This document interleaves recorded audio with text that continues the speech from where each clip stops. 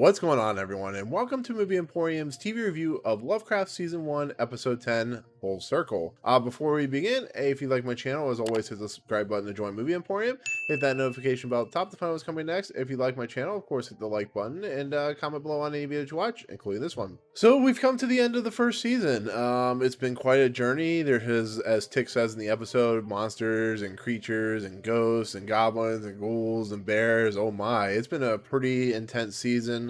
It's a very interesting season of very emotional moments, of very dark moments, of very scary moments, of amazing characters, of just an amazing kind of look into what a series can do when it goes no bounds and becomes a whole entity of imagination. That's what, as somewhat racist Lovecraft was, his imagination knew no bounds, and that's what the series has done. It has had like one episode that I didn't truly like, but the rest of them were fully emotional. The Jiha episode, and of course last week's episode with seeing Montrose kind of relive his past, stuff like that. It was very emotional. So the season finale had a lot to live up to. It really did. Last week's episode was immensely amazing. The week before was just as amazing, and there's a lot of trying to wrap up this season. It really is. It's a lot of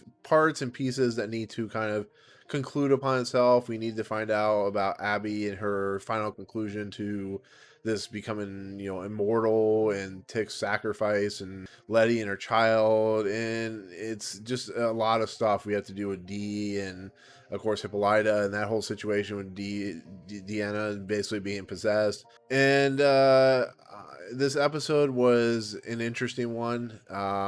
It didn't fully live up to my excitement. It was kind of a letdown, I'll be fairly honest with you. I'm not saying it was a bad episode. It really wasn't in any form or fashion. It just, for the anticipation of a season finale, a lot of times they're not going to be as good as you want them to be. There's very few seasons that truly have that, like, oomph to it, and Lost was one of those seasons that I truly felt had a great end of the first season. But this had some really interesting moments in it that actually made it probably like 8.5 out of 10 for me. I'll be fairly honest. It's last week was a 9 out of 10, but this week's an 8.5 out of 10. It's just because it was a little disappointing. But it starts out with the crew, Montrose, Letty, and Tick basically arriving back into Chicago. And immediately when they try to use the Book of Names to basically get this demon that has basically corrupted Dee's character, they are transported into like an almost underground, or not underground, but almost a like upside down world where it's all red and all whatnot. We see one of the woman that we've seen throughout the entire series, which is part of the lineage of Tick and his family, and she kind of explains the whole scenario and stuff like that about how this Book of Names happened, about how Titus and all his nonsense, and how he was extremely ruthless with this woman and she escaped and you stole the Book of Names. And we get the grandmother from the last episode who reappears, and she talks to Letty because Letty and Tick go into this like underworld possession thing. And it's a really emotional episode because not only does Tick see the woman of his lineage, his great grandmother, but he finally sees his mother, his mother who he hasn't really known for all his life. And it's like really emotional. You can really tell that he is afflicted and saddened by what he's going to end up having to do, which is sacrifice his life for everyone, for the goodness, for the whatever it needs to happen. He made a pact with Christina's character to basically sacrifice himself so that she could become immortal. And they basically have to go back down to, as soon as they basically, the 4 of them or 5 of them, whatever it is, basically use this cantation or the spell to basically take away those demons that we saw that Dee had. And she is basically saved. The demon is taken away. It's really kind of it's a little disappointing of a moment. But the fascinating thing about it is Dee comes back, but she still has the hand, the gross looking hand from the incantation that the officer, the head of security or police force or whatever, who's dead in the last episode. And yeah, she is stuck with that hand. She realizes Hippolyta's there. She's really pissed with Hippolyta, which I would be too, for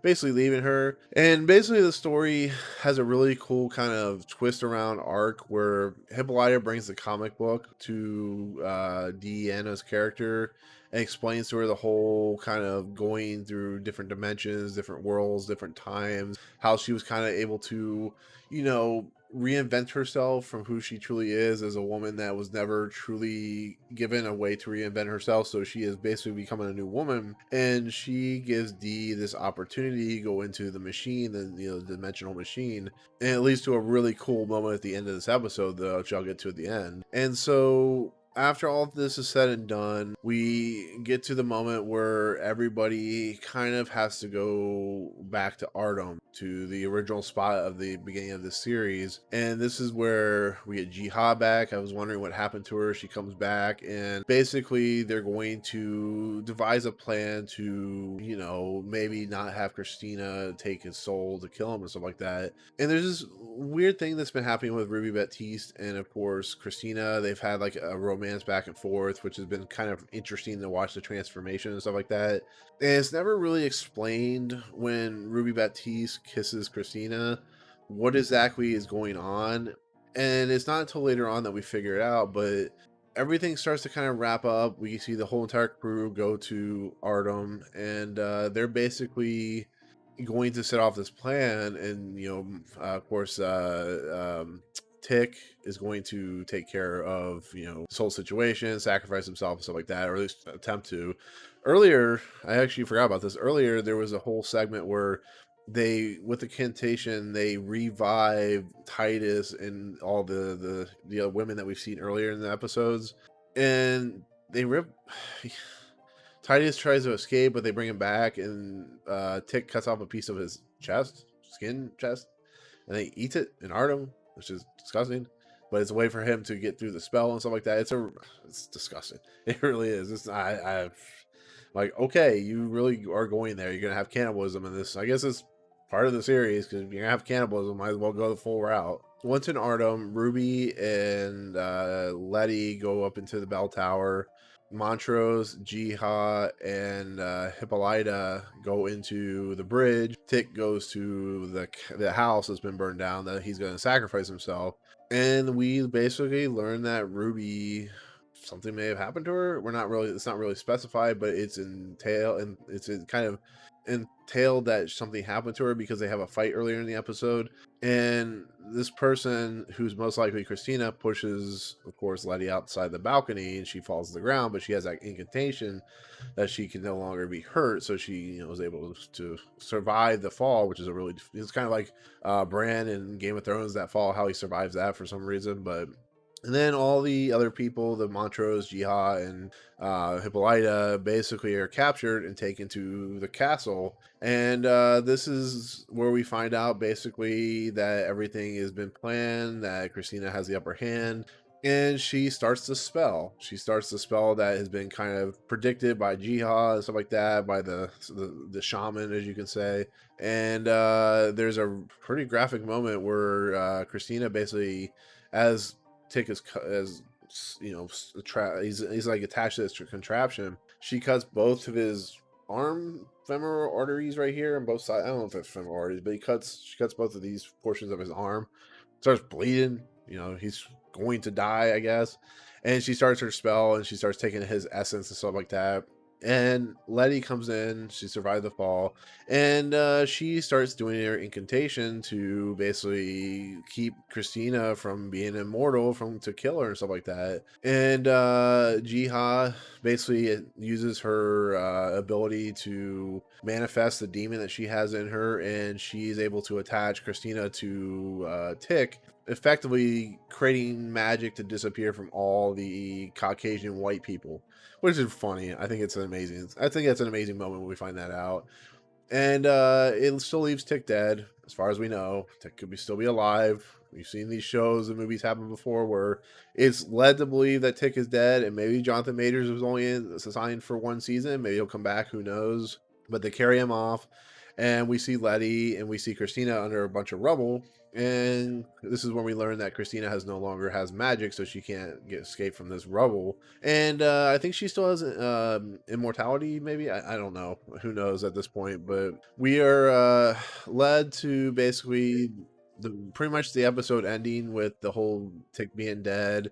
everybody having to go off on their own. And there's a really cool moment where the creatures that, especially the one that we saw at the beginning, or it was like 2 or 3 episodes ago, where it attacked all the police officers, it basically reappeared, or one of those creatures reappears, and that creature attacks it because it's attacking Deanna.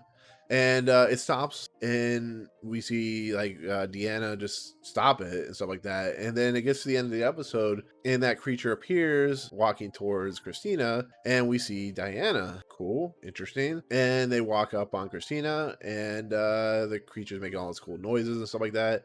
And probably one of the coolest moments in the episode is when Deanna basically removes the jacket she's wearing, and then she shows her arm, the one that was infected, and it's a Terminator arm. It's a robotic arm, which is fascinating because I'm assuming robotic arms were not around in the 50s or 60s or whatever this takes place. I think it's place 60s. So we get to see Diana in a new kind of light as she strangles and murders Christina, which effectively means she wasn't immortal anymore. And Deanna is going to be an interesting character next season. She really is. She has going to be one of the central figures. How she is going to kind of twist and turn season 2 of Lovecraft Country is going to be interesting. And it's a really cool moment to end the series with, or end the season with, I should say, not series. But it leaves a lot of open questions about Tick. It leaves a lot of open questions about the group now. Is it going to be led by Letty? What's going to happen with the kid? There's a letter that's read by that Tick wrote for Montrose at the end. Is Montrose going to somehow truly be affected by this because his son died? It's just going to be interesting to see all these dimensions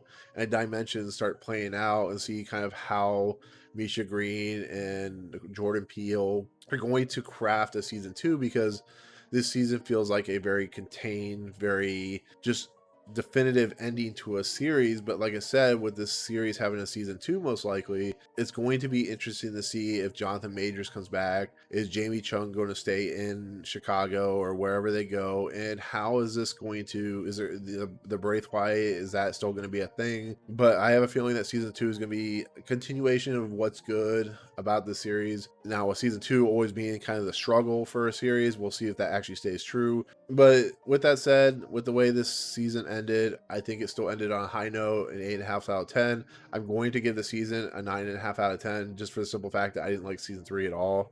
Episode 3 at all. So that took it down. But the rest of the season, if it weren't for episode 3, I would have given it a 10 out of 10. It's just because I really didn't like the haunted house story. It's just the honest opinion about it. But yeah, that's where we end the season 1 of Lovecraft Country, with a very interesting kind of mystery box of what could happen. It's more definitive in ending than most seasons of TV that are especially produced by J.J. Abrams. But this isn't this is more of like an executive producer than it is producer for J.J. Abrams. So it's gonna be interesting to see what Jordan Peele and Misha Green come up with next. So I'm really excited. But it's been a fun ride to talk about this series, to talk about this season, to see where the season would go. Like I said, I thought I had predictions of where the season would go from the very first episode. Not only did it not go anywhere at what I was expecting, but it completely did. It just went for it. It went into a different atmosphere of whatever I thought was going to happen. I didn't think there was going to be creatures and haunted house and underground layers and nymphs and demons, all kinds of stuff. Just the wild and crazy imagination that Misha Green and Jordan Peele came up with. And it's a truly remarkable experience to watch this season. It really is. It's a highly recommended season with great characters, great set pieces, great action, great horrifying elements. And it's a season that really delivered on its promise of being something truly unique. And then using the African American experience, the racism, the ideas of how they overcame that situation, the fact that all white folks basically have no magic now, is really kind of interesting. And it gives a really cool dimension to sci-fi. It really does. This is one of the cooler sci-fi shows that I've seen in so long. It really is. Probably not since Lost have I been this excited for a season 2 for a show, especially a sci-fi show, because I was loving Lost when it came out. But that's pretty much gonna do it for season 1 of Lovecraft Country. It's like I said, 9.5 out of 10 for the whole entire season. I can't wait for season 2. So But that'll do it. That'll also be my take on Full Circle, which is Lovecraft Season 1, Episode 10. Let me know in the comments below what you thought of the episode. Did you like it? Did you not like it? Like I said, a little disappointing for what I was hoping for, but it still delivered in a lot of ways it could have, or a lot of ways that I wanted it to. So, anyways, let me know in the comments below. But otherwise, thank you so much. If you like what you see, hit the subscribe button to join Movie Emporium. Hit that notification bell at the top to find what's coming next. Hey, if you like this video, awesome. Hit that like button, and we'll see you on Season 2 of Lovecraft Country in 2021. Peace out, guys.